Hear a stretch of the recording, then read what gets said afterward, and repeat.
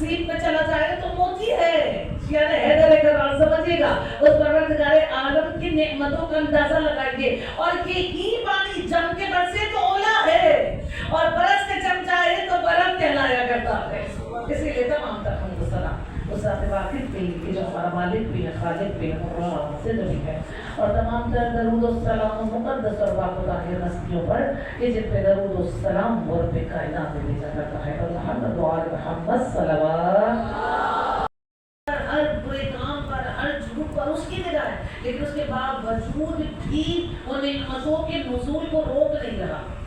कभी महसूस किया है कि उसने किसी एक नेमत को, अगर वो हवा को, सिर्फ एक हवा को रोक दे तो सांस लेना तो हो जाए, लेकिन वो परवरदिगार आलम अपने बंदों से मोहब्बत करता है, इसलिए ना ही वो हवा के चलने को रोकता है, न चांद की ठंडक को रोकता है, न सूरज की तपिश को रोकता है, न फूलों के खिलने को रोकता है, न समंदर की रवानी को वो रोकता है, न दरिया की तुगयानी को रोकता है, न चिड़ियों की चहचहाहट को रोकता है। वो किसी शय को नहीं रोक रहा, इसलिए कि वो अपने बंदों से 70 माओं से ज्यादा मोहब्बत करता है। वो परवरदिगार आलम जो एक ही नेमत में कई नेमतों को छुपा कर दे दिया करता है ना।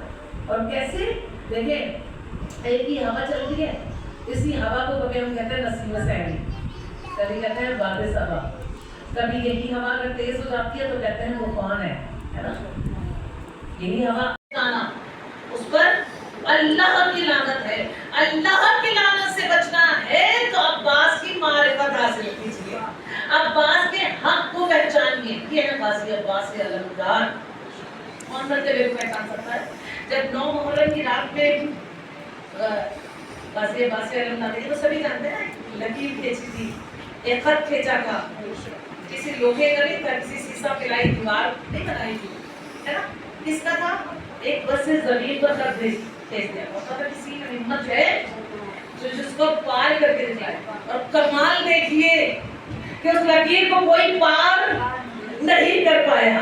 गाजी को जंग की इजाजत नहीं मिली, वो एक अलग बात है, लेकिन गाजी ने अपना रोब और दबदबा बता दिया कि ये वो गाजी है कि जो 9 लाख की फौज को सोने ना दे, उसे अब्बास कहते हैं।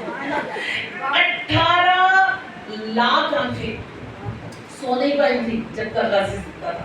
कहते हैं 4 लोग 9 मुहर्रम की रात जो है मेरे मौला हुसैन के लश्कर में शामिल होने के लिए आए कि हम मौला हुसैन के लश्कर में शामिल हो जाए, लेकिन क्या आपने देखा कि सबने खैमों को घेरा हुआ है। मेरे मौला हुसैन के खैमों के गिर्द फौजे अशकिया के खैमे लगे हुए और हम जा नहीं सकते।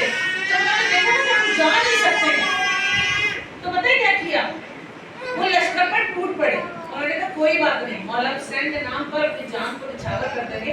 वो टूट पड़े। मौला हुसैन देख रहे थे, मौला हुसैन ने देखा वो लड़ रहे हैं, मौला हुसैन बैठे देखते रहे,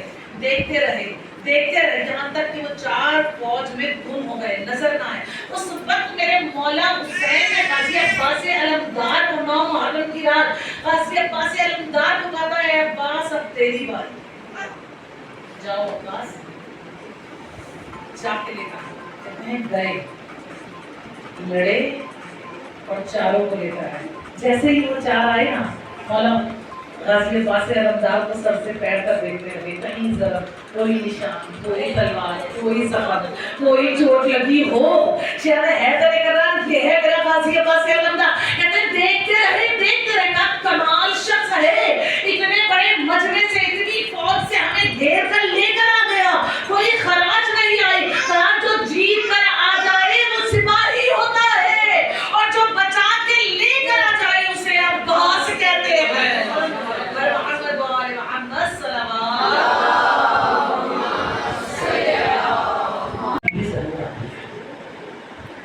जहाँ बरकत होता है ना, वहाँ एक फूफी, एक माँ, एक बहन जरूर आती है, एक के चेहरे को देखती है। मेरा अकबर का सख्त बड़ा है, ऐसे रोया करूँ जैसे किसी बूढ़ी माँ का जवान बेटा मरता। और जानते हैं कि सफर के मसाइल पढ़ने हैं, वक्त के मसाइल पढ़ने हैं, जिससे मेरे हुसैन को बड़ी मोहब्बत है। मोहब्बत का अंदाजा इस बात से लगाइए, जब मेरा मौला अली अकबर इस दुनिया में आए ना, झूले में लिटाया हुसैन आधी आधी रात उठ उठ कर झूले में झुक कर देखते थे। अंधेरे में बिलाल ने पूछा